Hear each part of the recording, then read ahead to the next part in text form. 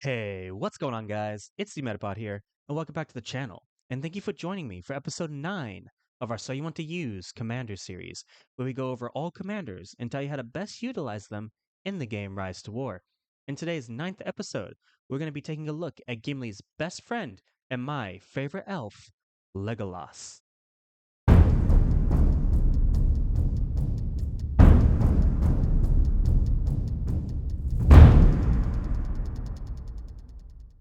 All right, so today's ninth episode is going to be all about Legolas. But before we get started, please double check for me. Have you subscribed to the channel yet?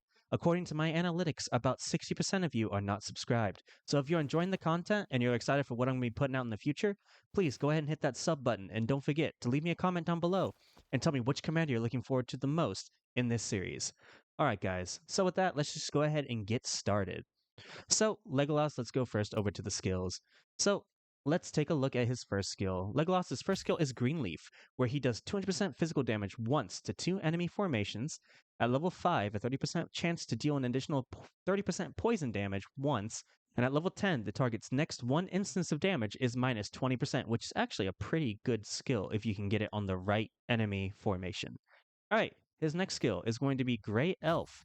At max, it gives elf units 20% chance to evade damage. At level 5, Commander Initiative goes up +3, and at level 10, Elf Units Initiative goes up by 3.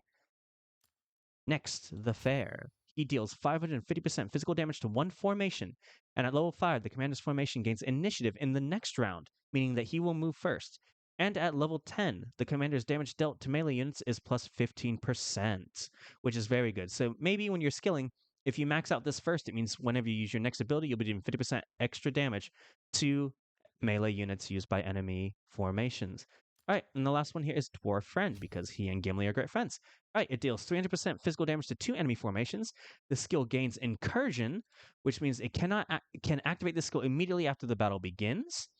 And for the allied formation led by the commander with the highest attack, their damage received is minus 10% for 1 round. So let's say you're working with another damage dealer who has more attack than Legolas. This skill allows that commander to take 10% less damage the next round, which is really good. All right, so those are going to be Legolas's skills.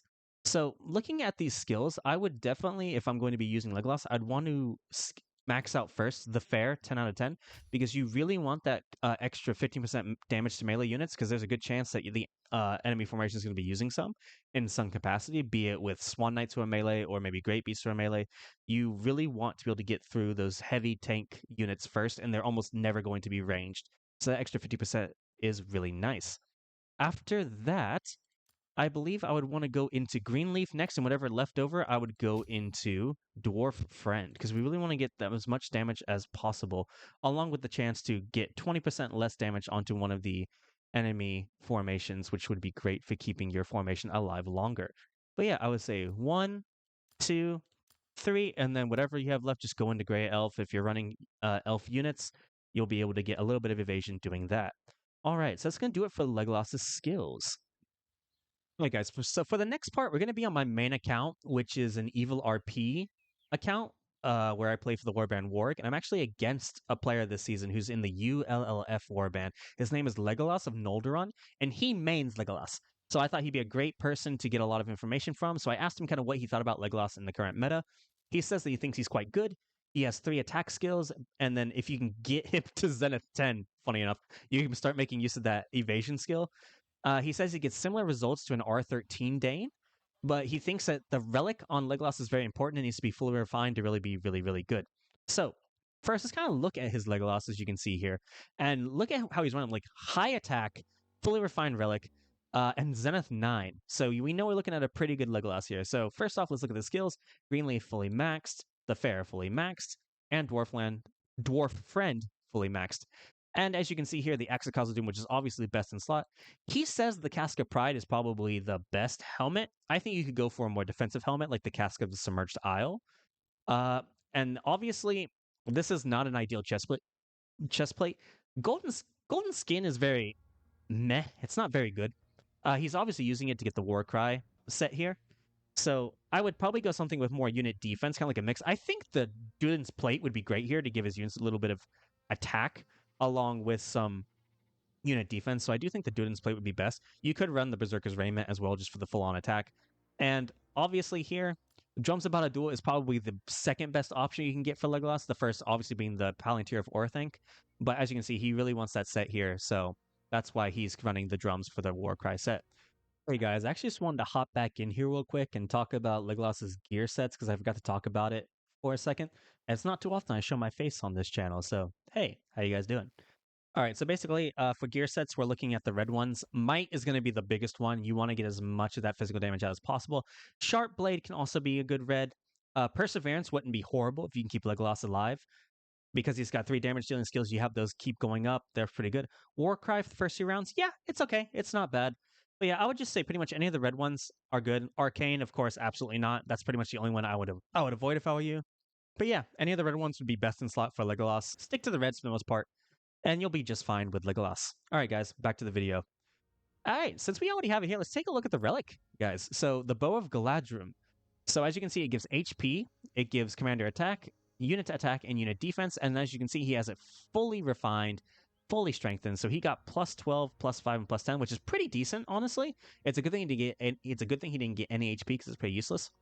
All right, guys, and let's just look at the effect here that it gives. It gives commander normal attacks inflict an additional 125% physical damage, which is incredible. That is one of the best effects you can get on any form of relic, as it's going to be giving a lot of extra damage for him with his normal attacks. So that's probably why he's running him such high attack and less about unit defense, because he really wants to get the most out of those normal attacks, which is understandable. But yeah, you can see his Legolas is pretty incredible overall.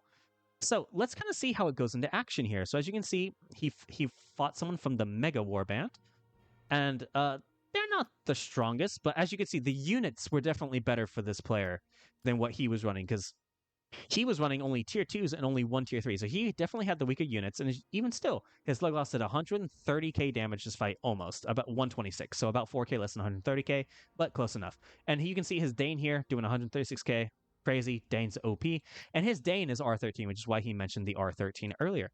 But yeah, some decent results here for the Legolas. But I also want to show, he did say that Legolas has his good times and his bad times, so this is one of those good times. Now, he actually sent me a report against me, because I run a very debuff-heavy formation with Curon and Sauron together. They provide a lot of debuffs for enemy commanders, and because of that, I actually kind of just nuked his Legolas into not doing a whole lot. So his Legolas only did 74k about 75k this battle, compared to the last one where he did about 130k. And as you can see, like, I'm running pretty good stuff. Like, Curon's my tank, Sauron is a secondary damage dealer, but I don't have the good units for him to be doing damage in this report. But just because of the way my formation is, I kind of just made his Legolas a non-factor. And also didn't help that I was missing some units. I would have gotten hit slightly just before.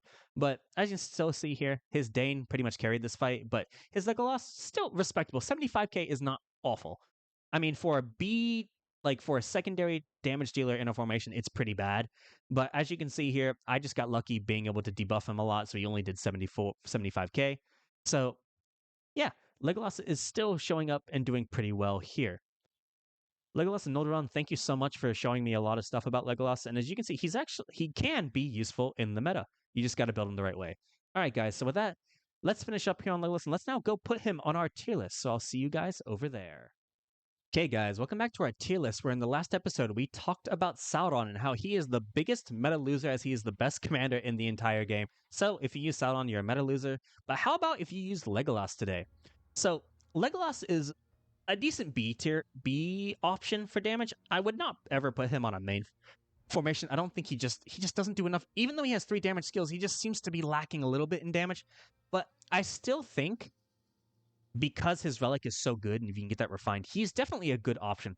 But he's also fun and interesting. I'm gonna put him in the good category. He's definitely not bad. Like, honestly, I want to kind of put him in the I respect it, but he's good, so he's got to be in the good tier, because he's not an interesting commander. He doesn't have a whole lot of different ways you can build him. He's very straightforward in that he has to be a damage dealer. So for that reason, Legolas is going to be in our good tier. He is a good option for a damage dealing commander. I would say you need to have him well respected and have his relic pretty well refined to be really good. But just being a normal commander, he's pretty good. So for that, he's going to be in our good tier, guys. All right. So let's go finish up with our wheel of choices, guys. I will see you guys at the wheel. Okay, guys, here we go. we're about to hit episode 10. That's pretty crazy. I can't believe we're already at episode 10. It feels like it's been going on a while, but I guess I've been a little slow getting these videos out. But yeah, let's see who's going to be in episode 10 of our So You Want to Use Commander series. Um, I really don't have a preference. I mean, I want Curon, of course, but it's not going to be that. Oh, is it going to be Imrahil or Isildur? Isildur.